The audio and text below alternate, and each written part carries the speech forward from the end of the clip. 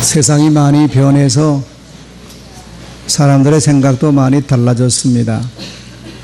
세상이 변하다 보니까 사람들의 생각이 달라지는 것이지요. 그러나 옛날에는 오늘 우리가 생각하는 것처럼 그렇지 생각하지는 않았습니다. 옛날 유대인 여자들에게는 수치스러운 일이 세 가지가 있었다는 겁니다.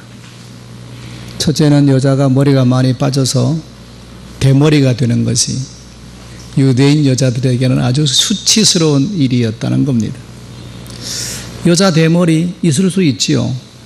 근데 유대인 여자들은 아주 수치스럽게 여겼습니다. 두 번째는 여자가 시집가지 못하는 겁니다. 요즘은 시집을 안 가려고 그러는데 옛날에는 여자가 시집 못 가는 것이 아주 수치스러운 일이었다는 겁니다. 세 번째는 여자가 결혼해서 아이를 낳지 못하는 것이 아주 수치스러운 일이었다는 거예요. 그래서 유대인 전통에서는 여자가 결혼해서 3년 만에 아이를 낳지 못하면 남편을 다른 여자에게 양보하도록 되어 있다는 겁니다. 그게 유대인의 전통이라는 거예요. 오늘 본문에 나오는 한나라고 하는 여자는 바로 그런 여인이었습니다. 결혼해서 3년이 지났는데도 아이를 낳지 못했어요. 그래서 한나는 자기가 데리고 있던 여종입니다. 여종, 분인나라는 여종을 남편에게 주었어요. 평소 이 여종을 데리고 있었기 때문에 한나가 보기에는 참 얘는 착하고 온순하고 순종을 잘해서 마음 놓고 남편에게 줬어요. 다른 여자 주는 것보다는 이 여종을 통해서 아이를 낳는 것이 훨씬 낫겠다 싶어서 줬습니다. 근데 분인나는 남편하고 하룻밤 자고 나더니만 금방 얘기를 가졌어. 참 신기하지요? 어떤 여자는 결혼하고 오래 살아도 애 못 낳는데 이 여자는 금방, 요즘 많이 들은 말하면 한 방에 임신했습니다. 그리고는 아이를 낳았는데 딸이 오면 얼마나 좋겠어? 아들을 낳은 겁니다. 그런데 놀라운 것은 이 여종이 그렇게 착하고 그렇게 온순하던 이 여종이 아들을 낳더니만 태도가 완전히 달라진 겁니다. 그 우리말로 하면 이제 아들 낳았다는 유세하는 겁니다. 아주 도도하고 오만해지고 본처 알기를 우습게 알고 아이도 못 낳는 여자가 여자냐 이러면서 아니 한나 속을 뒤집어 놓는 거예요. 너무너무 괴롭게 하고 약을 올리고 그리고 뭐 설쳐대기 시작하는데 이게 너무나 괴로웠어요. 오늘 본문 앞에 있는 6절에 보면 이렇게 기록하고 있어요. 여호와께서 그에게 임신하지 못하게 하심으로 그의 적수인 분인나가 그를 심히 격분하게 하여 괴롭게 하더라 그랬습니다. 쉬운 성경에는 이렇게 번역했습니다. 한나에게 자녀가 없었기 때문에 분인나는 한나를 괴롭히고 마음을 아프게 만들었습니다. 자, 상황이 이렇게 되자 아니 다른 사람도 아니고 자기가 몸종으로 데리고 있던 이 여자가 아들 낳았다고 그러고 달려드니까 한나 마음이 어떻겠습니까?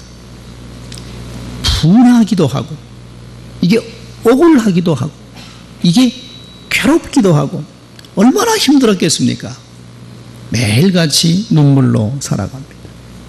그러던 중에 매년 한 차례 온 가족이 명절이 되면 하나님의 성막에 있는 실로에 가서 제사를 드리는데 이때 한나는 하나님 앞에 가서 정말 간절하게 기도해요.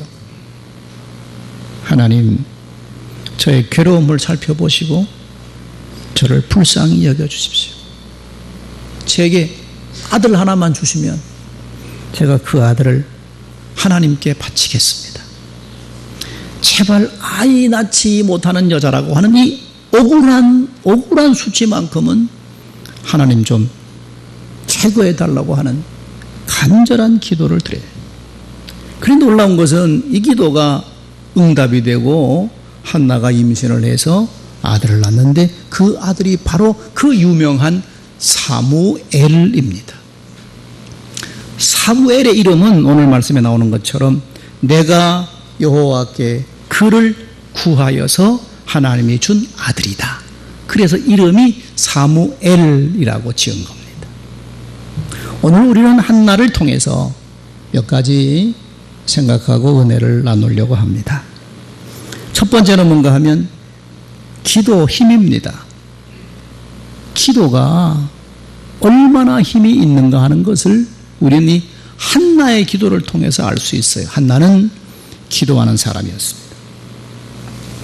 자신의 그 분하고 속이 뒤집어지고는 이런 이 여종이 자기 마음을 완전히 이 격분시키는 그 마음을 누구 붙들고 내 얘기 좀 들어보라고. 내가 이렇게 한이 많은 사람이라고 누구 사람 붙들고 자신의 사정을 한탄하지 않았어요. 그리고 한나는 누구도 원망하지 않았습니다. 여종을 향해서 저 나쁜 뭐라고 그렇게 한나는 욕도 하지 않았습니다. 그저 자신의 괴롭고 힘든 마음을 기도하면서 하나님 앞에 털어놓아요. 본문 앞에 있는 10절과 11절에 보면 한나는 이렇게 기도합니다. 한나가 마음이 괴로워서 여호와께 기도하고 통곡을 하며 서원하여 이르되 만군의 여호와여 만일 주의 여종의 고통을 돌보시고 나를 기억하사 주의 여종을 잊지 아니하시고 주의 여종에게 아들을 주시면 내가 그의 평생에 그를 여호와께 드리고 삭도를 그의 머리에 대지 아니하겠습니다. 그렇게 기도를 해요. 그냥 기도한 게 아니고 통곡하며 기도했다는 거예요. 얼마나 마음이 아팠으면 하나님 앞에 통곡을 하며 기도했겠습니까? 아들 좀 하나 낳게 해달라. 그런데 그 통곡하며 기도한 것이 아들을 낳아가지고 자기가 그 아들을 통해서 뭔가 덕을 보려고 아들을 달라는 게 아니거든요. 아들을 낳게 해달라는 이유가 아이를 낳지 못하는 이 오명만큼은 하나님 시켜달라고 하는 그런 기도입니다. 그리고 아들 준다면 하나님, 근데 그 아들 내 것으로 삼지 않고 하나님의 일을 위해서, 하나님 영광을 위해서 내가 드리겠습니다. 이렇게 기도합니다. 이런 마음으로 기도하는 한나의 기도를 들으시고 하나님께서 한나의 태를 열어주어서 아들을 낳게 해주시는 것이죠. 여러분, 이게 기도의 힘이라는 겁니다. 예수님께서 마태복음 7장 7절에 모여있는 많은 무리들에게 말씀하지 않아요? 뭐라고? 구하라. 그리하면 얻을 것이요. 찾으라 그러면 찾아낼 것이요. 문을 두드리라 그러면 너에게 열릴 것이니라. 그 앞에 하신 말씀이 하나님 아버지는 전능해서 우리의 머리털까지 센다는 거예요. 그리고 하나님 얼마나 복잡하게 사세요? 내 머리털 숫자까지 세시니까. 어떤 목사님이 머리가 별로 없어요. 대머리요.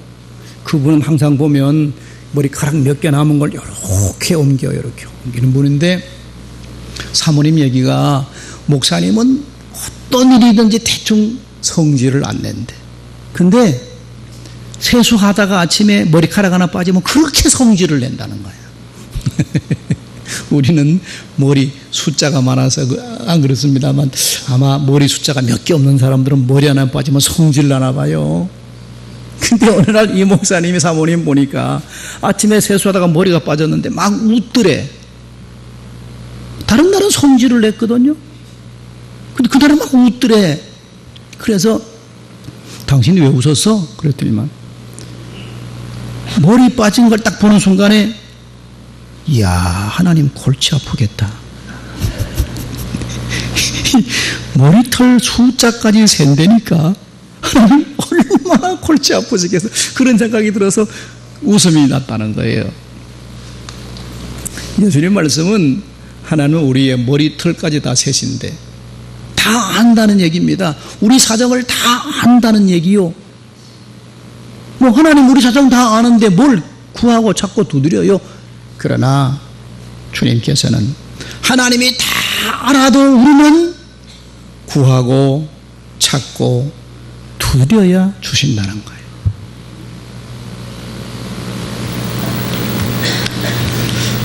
자, 여러분 어려운 문제가 있습니까? 뭔가 좀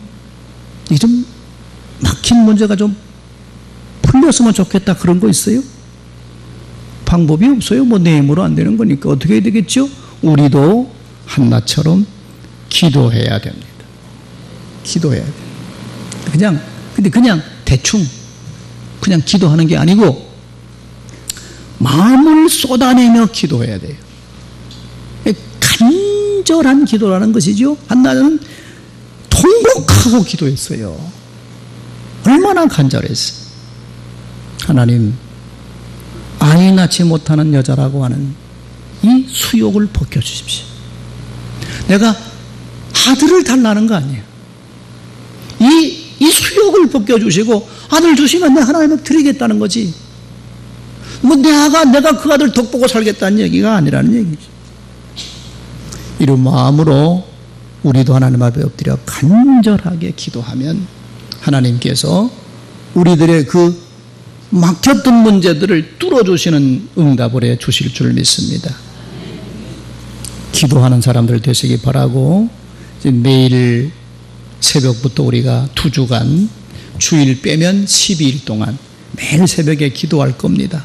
나오셔서 여러분 문제 있잖아요. 문제 없는 사람이 어디 있어요? 그냥 품지 마시고 새벽에 나오셔서 한나처럼 하나님 앞에 털어놓으시기를 바라요. 마음을 털어놓는 겁니다. 하나님 앞에.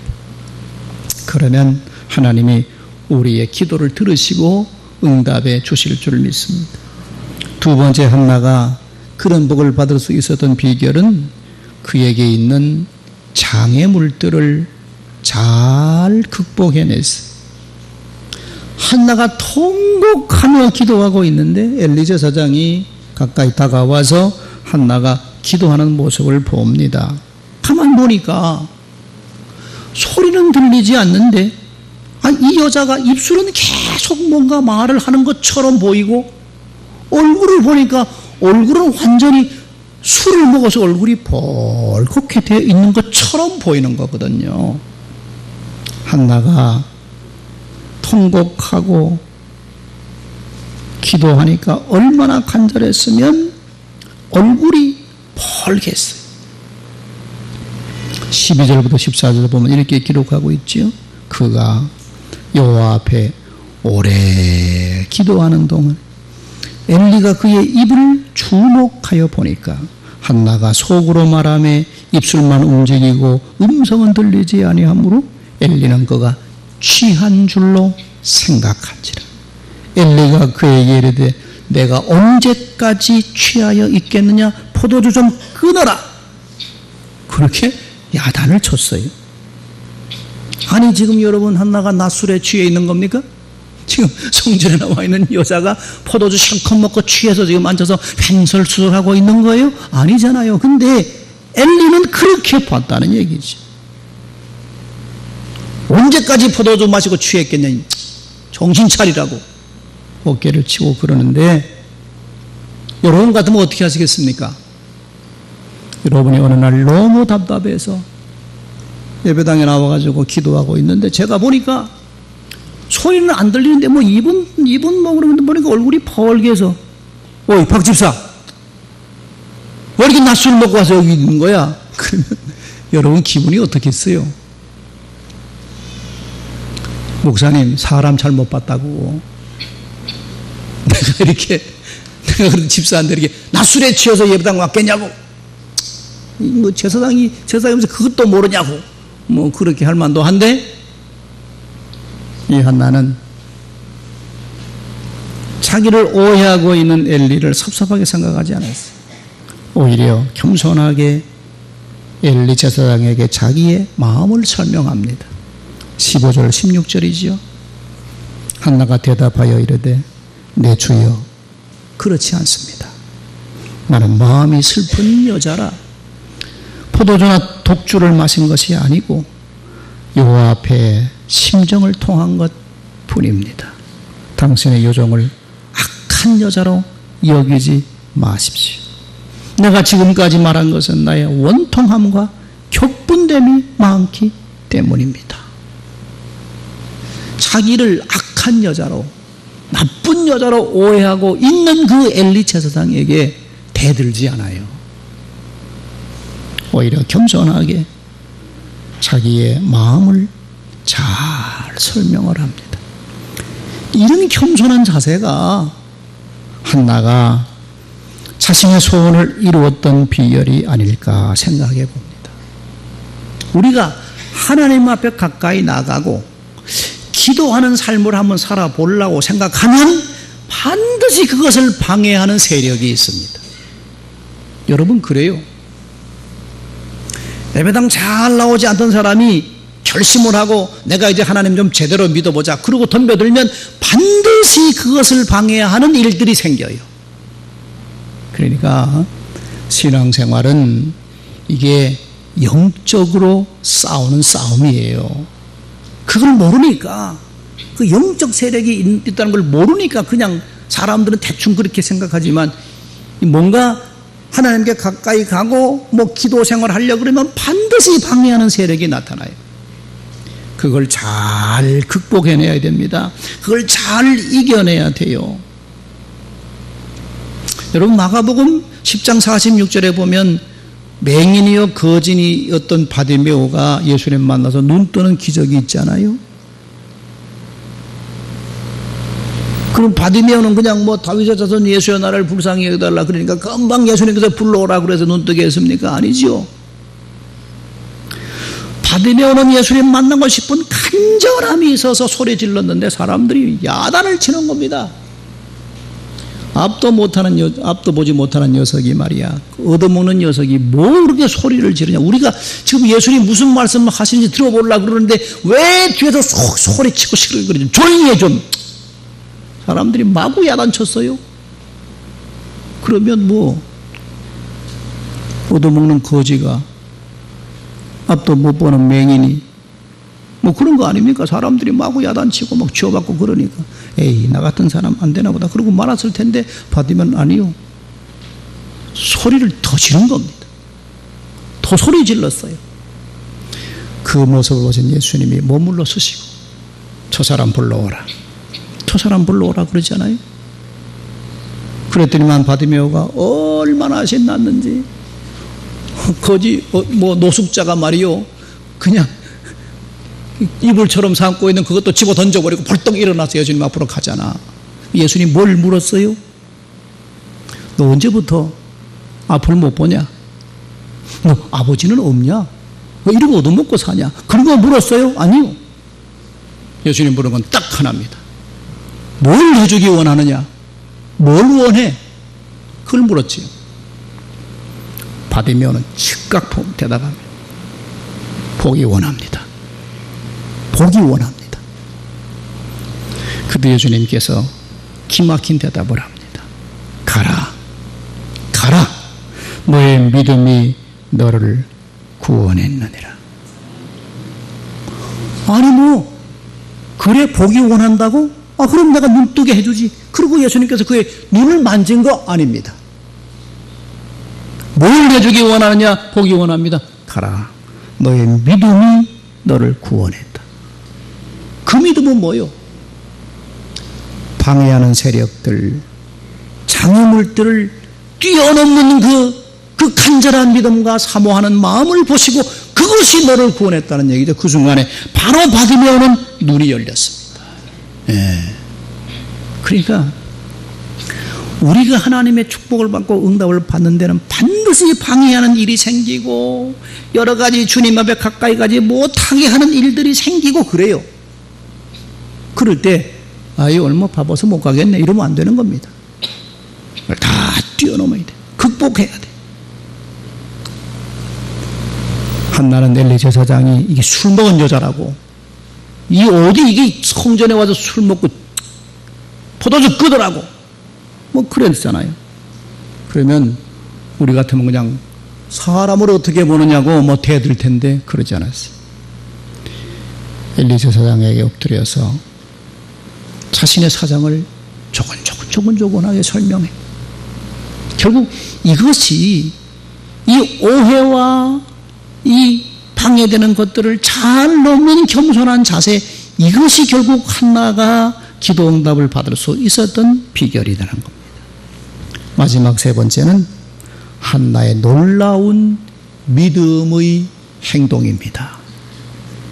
이걸 우리가 눈여겨보아야 돼요. 술 먹은 여자라고 오해했는데 한나 얘기를 듣고 보니까 엘리 제사장이 얼마나 미안해요. 미안하지요. 술을 먹고 와서 이러고 있다고 생각했는데 사정 얘기를 들어보니까 그렇게 마음에 한이 있어서 속이 뒤집어져서 기도하고도 모르고 그랬으니까 엘리가 미안하지요.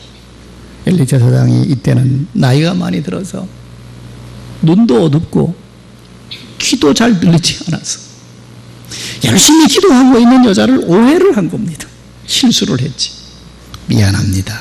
그래서 엘리 제사장이 한나에게 제사장으로 주어진 하나님의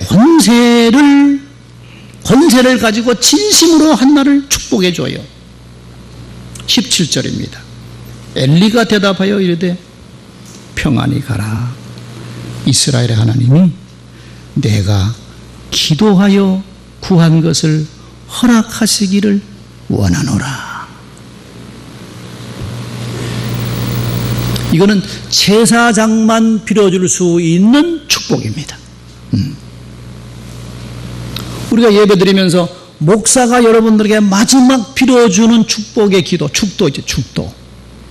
이 말은 제사장만이 해줄 수 있는 복을 빌어줄 수 있는 축복입니다.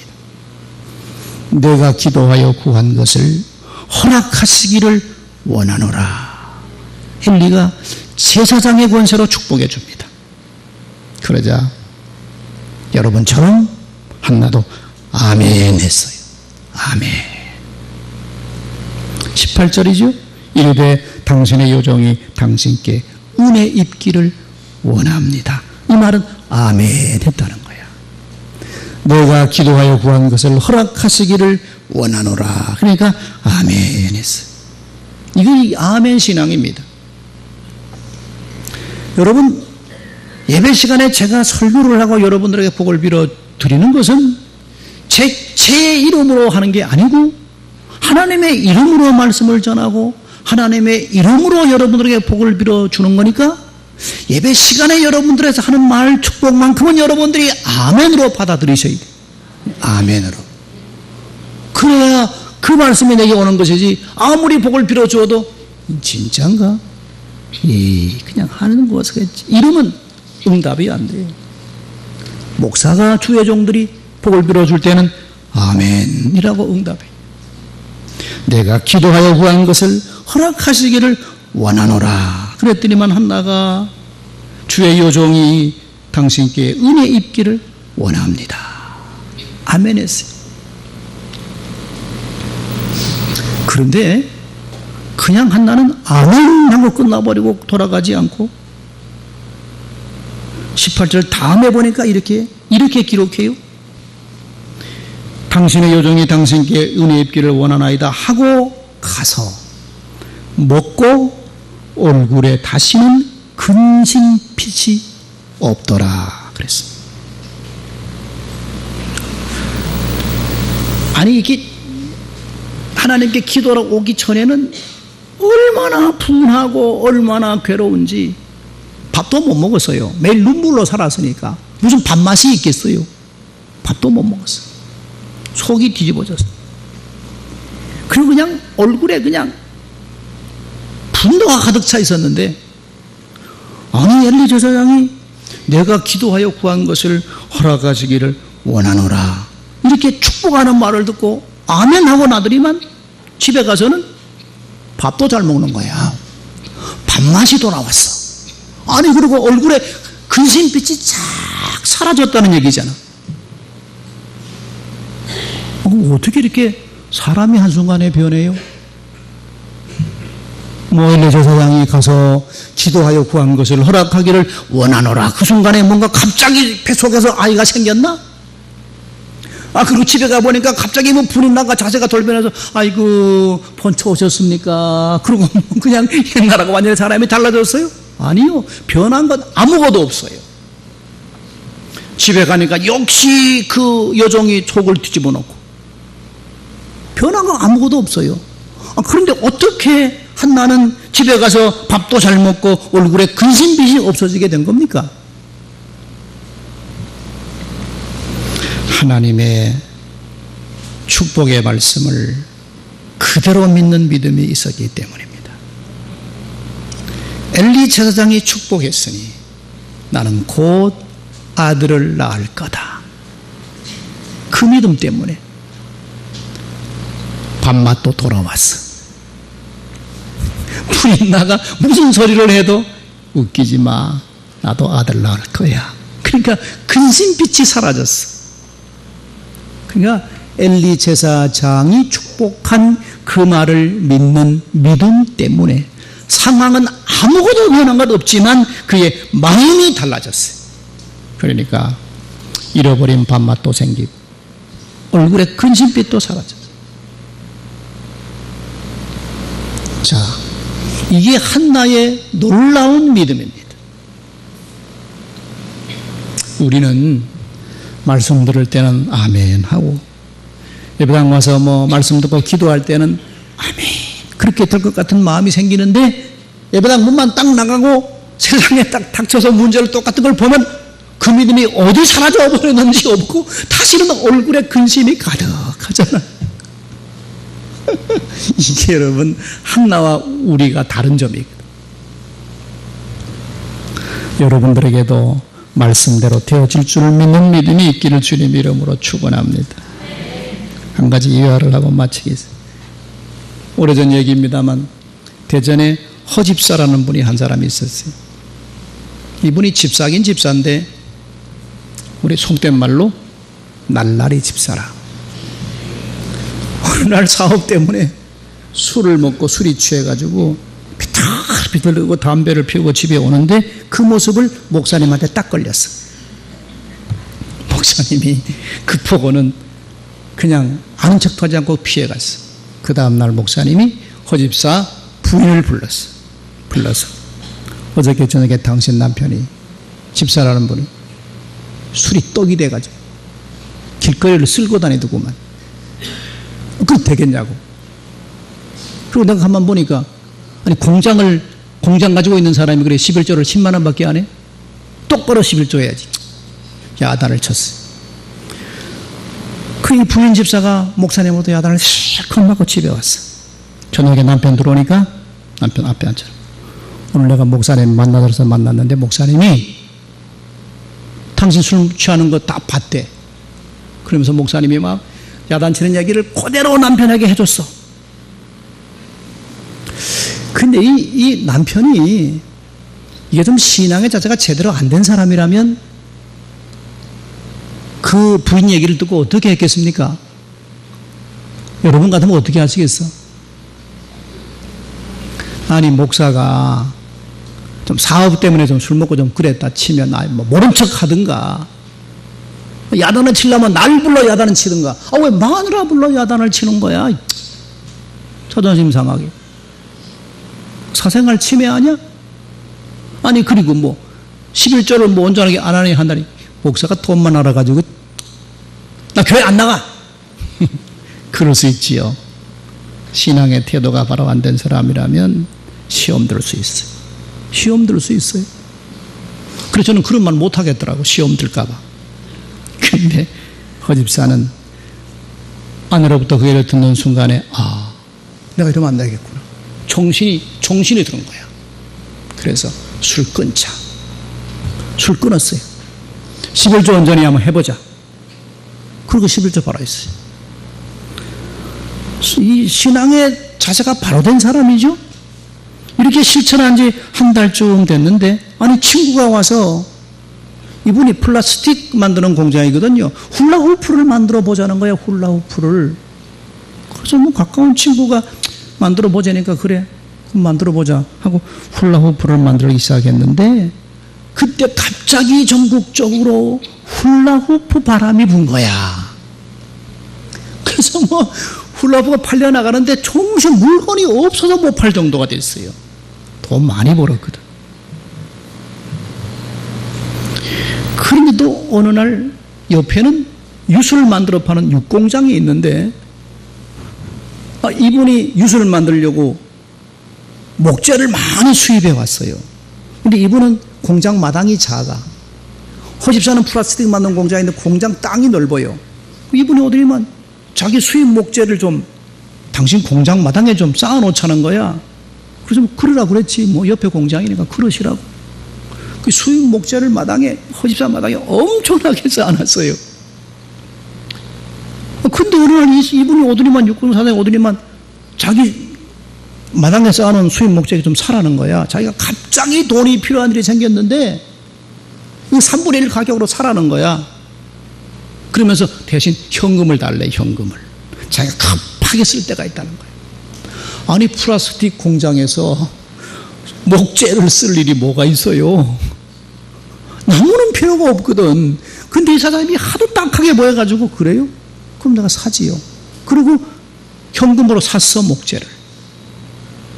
그런데 한 달 지나고 나서 정부에서 갑자기 원목 수입 규제를 발표했어. 그래서 원목 수입 규제를 발표하니까 수입 목재 가격이 엄청나게 뛰어 올린 거야. 그 허집사는 자기 마당에 쌓아놓은 목재 옮기지도 않고 자기가 산 가격보다 5배 비싼 가격으로 그냥 앉아서 파는 거야. 자, 이 일을 경험하고 나서 허집사가 깜짝 놀란 거예요. 이야, 하나님 말씀대로 살았다면 하나님 이렇게 복을 주신다는 것이. 그래서 목사님에 와서, 목사님 죄송합니다. 제가 이전까지 제대로 신앙생활을 못했다는 거 죄송하고, 자기가 이렇게 목사님 책망을 우리 아내한테 듣고 이렇게 했더니만 이런 축복을 하나님께 주시더라. 그런 간증을 했다는 겁니다. 여러분, 믿음은 그냥 듣기만 하고 지나는 게 믿음이 아니고, 믿음은 믿음의 말씀 따라 살아가는 겁니다. 한나는 엘리 제사장이 내가 기도하여 구한 것을 허락하시기를 원하노라, 그 얘기를 듣는 순간에 하나님께서 아들 주신다는 믿음이 생겼습니다. 그러니까 될 것을 믿었어요. 그러니까 밥맛도 돌아오고 얼굴에 근심배도 사라지고 불이 나가 뭐라고 약을 올려도 웃기지 마, 아들 낳는다. 그런 믿음이 있었다는 얘기죠. 결국은 이 믿음이 그에게 응답의 기적을 베풀어 온 겁니다. 우리가 한나 얘기를 들으면서 옛날에 이런 일이 있었대, 그거 아니고 이 한나 이야기를 통해서 하나님께서 오늘 우리들에게 주시는 음성이 있다는 것이죠. 기도하라는 겁니다. 기도하라. 기도하는 일에 어떤 어려움과 방해가 있어도 돌파하라. 그리고 하나님의 말씀은 그대로 될 것을 믿으라는 거야. 그러면 너희들에게도 이런 역사가 있을 것이라고 하는 하나님의 음성입니다. 이 말씀을 묵상하면서 여러분, 기도의 삶을 살아가시기 바랍니다. 믿음의 삶을 살아내시는 여러분들 되어서 여러분들이 기도하는 일에도 하나님께서 응답해 주시는 것들을 체험하며 살아가는 여러분 되시기를 주님 이름으로 축원합니다. 기도하십시오. 하나님, 믿음으로 산다고 하면서도 우리가 참 믿음 없이 살아간 세월들이 많은 것 같습니다. 긍휼히 여겨주시고 이제 우리가 입을 열어 기도하게 하시고 하나님의 말씀을 온전히 이루어지는 말씀으로 믿게 하여 주옵소서. 예수님 이름으로 기도드립니다. 아멘.